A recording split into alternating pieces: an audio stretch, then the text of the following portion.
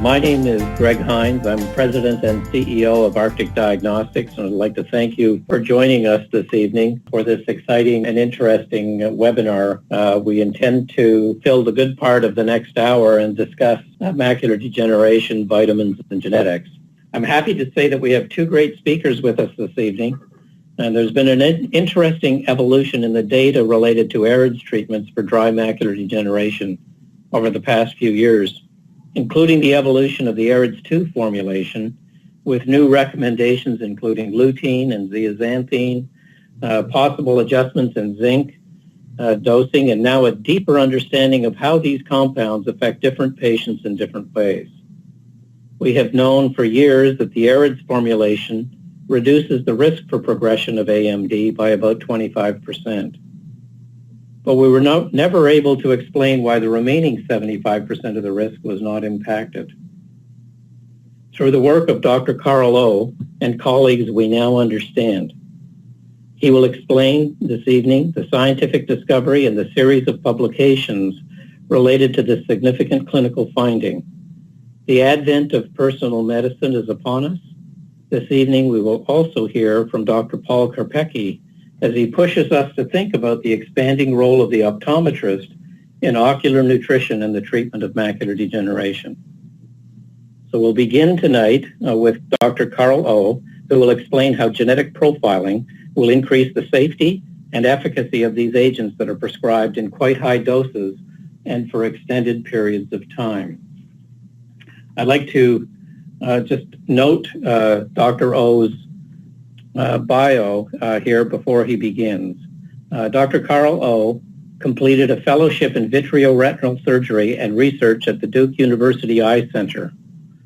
He began his career as an assistant professor of ophthalmology at Johns Hopkins University, where he was director of the retina service at Sinai Hospital of Baltimore and the founding co-director of the Johns Hopkins Microsurgery Advanced Design Laboratory. In 1994, he moved to Nashville to join Tennessee Retina. Dr. O is an internationally recognized clinician, surgeon, and educator. His special interests include macular surgery, diabetic retinopathy, macular degeneration, and the development of surgical devices and techniques. He has authored scientific articles on these subjects and on the topics of ocular trauma, intraocular tumors, as well as the genetics of AMD. He is an active investigator in industry-sponsored and National Eye Institute-sponsored clinical trials, holds 6 U.S. patents for surgical devices, and has designed dozens of instruments in widespread use by vitreoretinal surgeons. He is a consultant to numerous ophthalmic companies and has lectured in over 20 countries on every continent except Antarctica, he says. He serves on the board of directors of both the American Society of Retina Specialists and EURETINA, the European Retina Society. Dr. O has been named to the Best Doctors in America and is the recipient of honor awards for both the American Academy of Ophthalmology and the American Society of Retina Specialists. Carl, the floor is all yours. Please go ahead. Yeah, thank you, Greg. I'm really happy to have this opportunity to first review some information about prognostic genetic testing, which most of you, I hope, are familiar with, and I think it's very valuable and the reason I became engaged with Arctic. But mainly to present new information about genetic testing and the selection of nutritional supplements. As Greg mentioned, I'm a consultant to many companies, among them Arctic DX. For patients with AMD.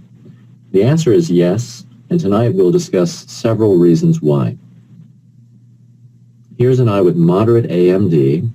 As Greg mentioned, the AREDS data, well actually we'll get to the AREDS in a moment, but we do know from AREDS that an eye like this has around an 18% risk of progression to advanced AMD over 5 years. And as we know, that progression can have a devastating impact on vision and quality of life.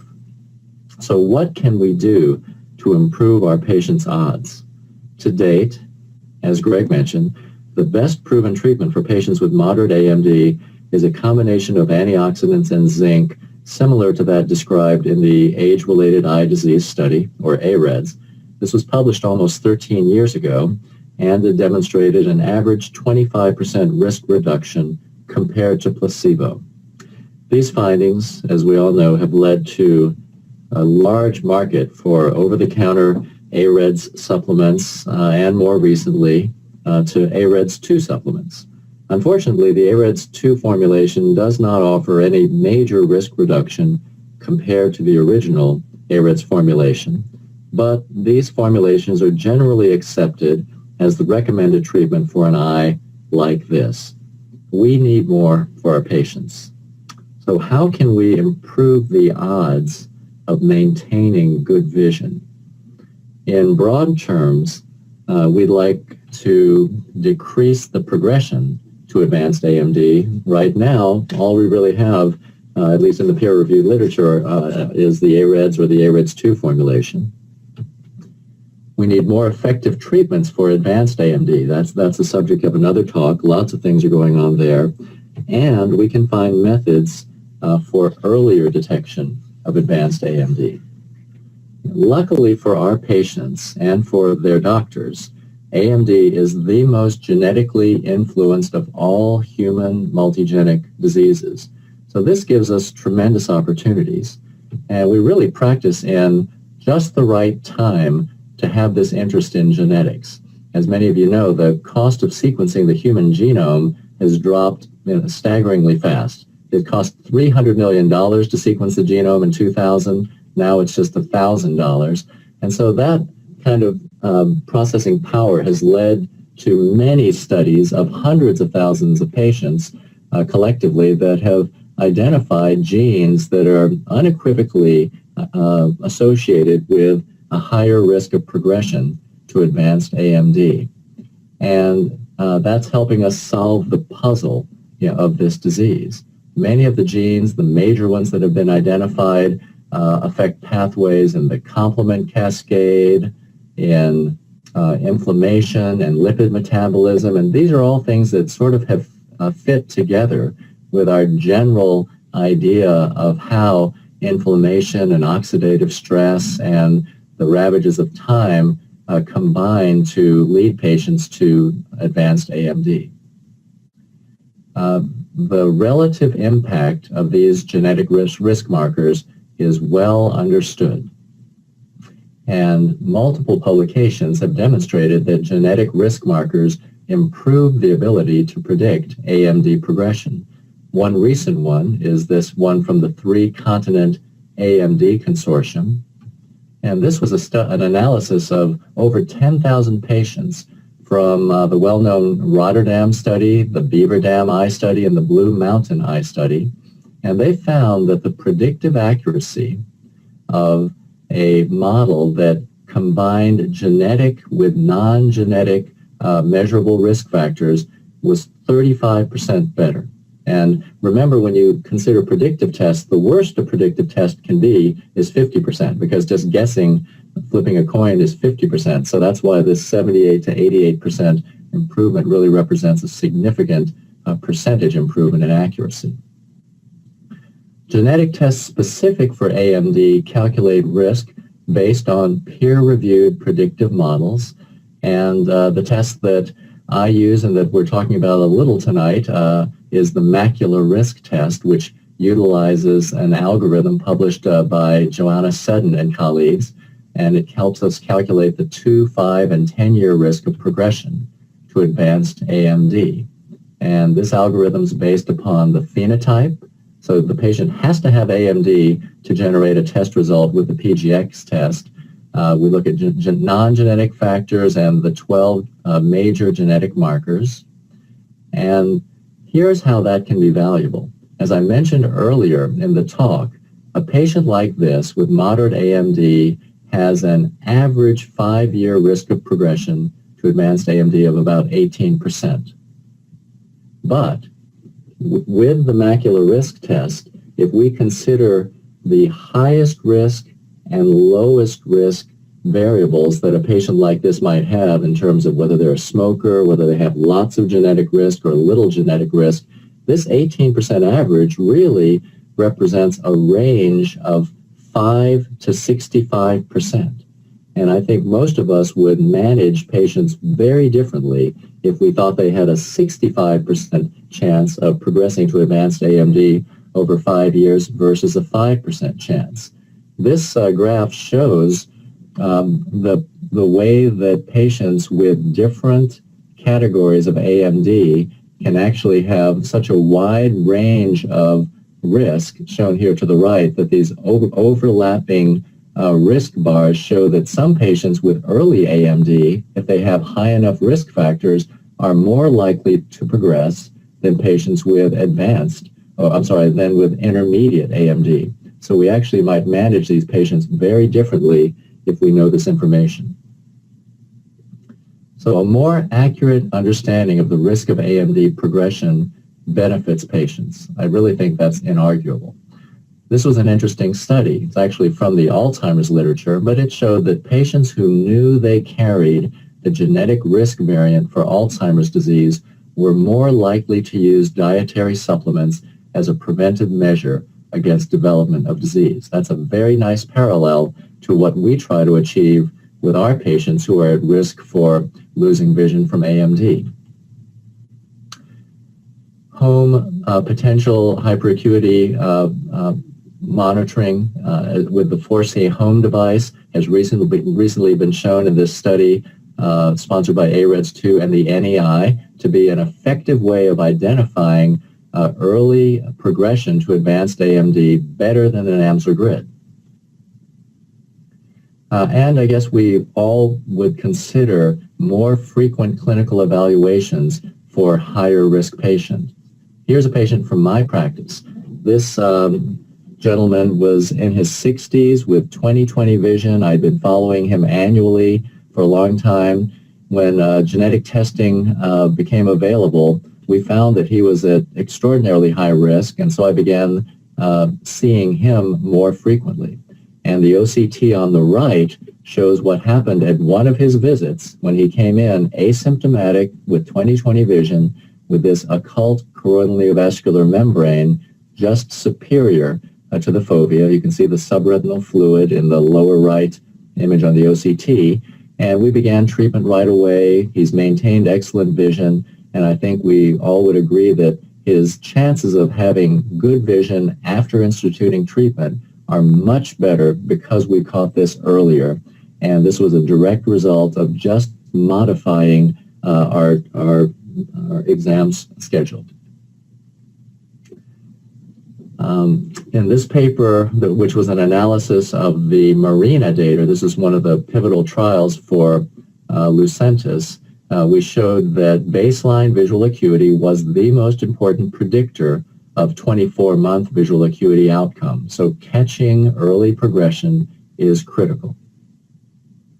And in this study I mentioned earlier of the PHP device, the 4C Home, the authors state that persons at high risk for CNV benefit from the home monitoring strategy for earlier detection of CNV development, which increases the likelihood of better visual acuity results after intravitreal anti-VEGF therapy. So even though we don't have a magic pill to give our patients with higher AMD risk, changing the way we counsel them, seeing them more often, maybe a little more OCT testing is going to increase the percentage of patients who we catch early. We are going to ultimately save vision just by understanding their risk more. More accurate risk assessment leads to changes in management and patient behavior. Earlier detection leads to improved outcomes. So that's it right now for the prognostic part, because I would like to really focus on the nutrition. This is the second time I've given this talk. This is new information just presented about a week and a half ago at the annual meeting of the American Society of Retina Specialists. And this will be published, it's in press now in the journal Ophthalmology. The take-home message is this. I believe that patients with 2 CFH risk alleles and 0 ARMS2 risk alleles should not take the AREDS formulation. I will show you that patients in AREDS with this genotype did worse if treated with the AREDS formulation than with placebo. But first I'll discuss data from 2 prior publications. Last year, we published this paper. This was an analysis of 989 patients using AREDS data and AREDS DNA. This was a Cox regression analysis based upon the 4 AREDS treatment groups. There were about 250 patients per group. I'm going to skip the details of the analysis and go straight to these risk ratios. These were our major findings. We used these risk ratios to calculate progression rates for each of the 4 treatment groups. For example, here is the calculated AMD progression for the antioxidant treatment group as influenced by CFH and ARMS2 risk allele numbers. Patients can have either 0, 1, or 2 risk alleles in the way we measured genetic risk, so that makes for 9 combinations of risk allele number. So we calculated progression curves like this for each of the 4 treatment groups. In this figure, we see the superimposed projected outcomes for the 4 treatment groups. So by superimposing these 4 sets of curves, we can compare predicted outcomes for each of the 9 genotype combinations. So for some genotype combinations, there's an obvious best or worst treatment. For example, patients with 2 CFH risk alleles and no ARMS2 risk alleles are predicted to do worst with zinc and best with antioxidants. These projections were the basis for our genotype-directed therapy recommendations. We predicted that the optimal treatment regimen for 49% of study patients is something other than the AREDS formulation. We also predicted that genotype-directed therapy would more than double the benefit provided by the AREDS recommendations. This study from AREDS Report 8 showed that if all people who were supposed to be taking the AREDS supplement did, more than 300,000 would avoid advanced AMD during the next 5 years. So imagine the impact of doubling this benefit. It's something measured in the billions of dollars. As I explained, we compared 4 treatment groups. This was not an outcomes analysis for each of the 9 genotype combinations. The numbers of patients with some of the genotype combinations are quite small, and such an analysis would be underpowered. This fact is strikingly illustrated by another paper recently published by Dr. Emily Chu and colleagues with a title that leaves little doubt as to their conclusions. There's no clinically significant association they find. Well, let's look at the paper. This is figure 1A from the paper, and it shows the overall benefits of the AREDS formulation using a graph from AREDS report number 8, published in 2001. Here in the same figure, figure 1, figures 1B and C, which I'll show on the next slide, summarize their analysis of the combined influence of CFH and ARMS2 genotypes on treatment with AREDS supplement components. And they found no statistically significant interaction between treatment effect and genotype. However, this analysis is statistically underpowered and was incapable of finding an interaction. As I told you, our 989 patients divided into 9 groups would have been a poor statistical model. These figures show the results from 1,237 patients analyzed as 27 independent subgroups. Several groups had only a handful of patients. Consider this. Here are the subgroups treated with the AREDS formulation versus placebo. By looking at the way the confidence intervals are graphed here, we see that the AREDS formulation is not superior to placebo in any subgroup. And that's because this analysis is underpowered to demonstrate the benefit of the AREDS formulation in any subgroup. So, does the AREDS formulation even work? Which figure are we to believe? Figure 1A from 2001 or 1B and C from 2014? You really can't have your cake and eat it too in terms of pulling a conclusion from the data. So therefore, although this title accurately describes their results, a more appropriate title might have been a method of analysis that fails to demonstrate a clinically significant association. So it's very different to failing to prove that something exists is very different from disproving it. And they have not disproved our model from our first paper. But that brings me to our new information, which is not a third statistical model. Instead, what I will show you now is a really straightforward outcomes analysis using AREDS patients, AREDS data, and independent sequencing of AREDS blood-derived DNA. So nothing that I have talked about in our first paper or the second one uses any commercial product. We're using independent laboratory analysis. We condensed the 9 genotype combinations into 4 larger groups to allow a true outcomes analysis. We defined 4 genotype groups based on the relative frequency of genetic risk alleles to allow balanced numbers in each group.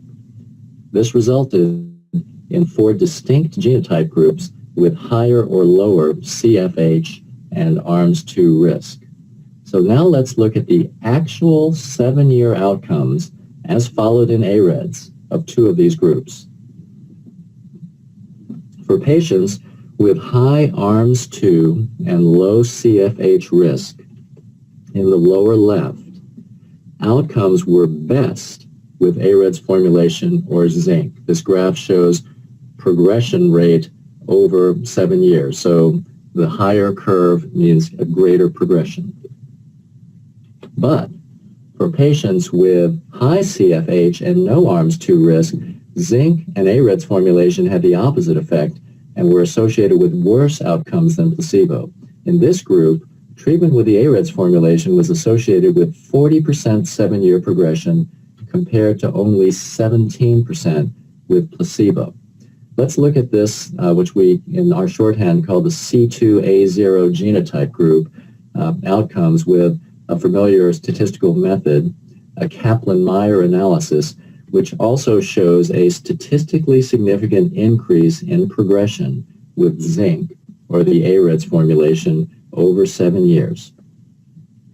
This combination of high CFH and no ARMS2 risk is not rare.